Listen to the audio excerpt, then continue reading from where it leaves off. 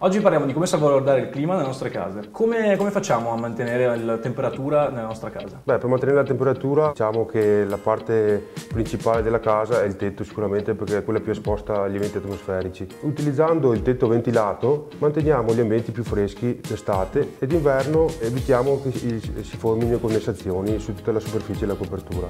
Il tetto ventilato è composto dalla superficie del tetto, che può essere legno o cemento.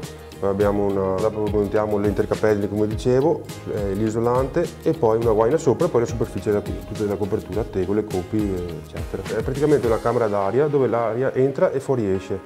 Abbiamo sempre un riciclo continuo di aria su tutta la copertura e di conseguenza aiuta a mantenere un clima migliore su tutta la casa. E questo può aiutarci anche a risparmiare? Esatto, può risparmiare d'inverno, risparmiamo sul calore dei termosifoni o di quant'altro, il riscaldamento, certo. Ed estate sul clima sicuramente, perché diamo una grossa mano all'abitazione, siamo con un clima sempre costante, senza sbalzi enormi di temperatura. Ma qualunque casa può essere ristrutturata con questo nuovo tetto? Beh sì, qualsiasi tipo di casa, praticamente viene smantellato il tetto esistente e viene riformata la struttura del tetto ventilato. E resta la superficie, che può essere legno o cemento, praticamente la base.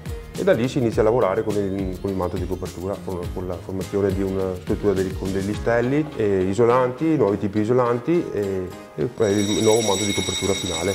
E questo era il consiglio del giorno in 90 secondi.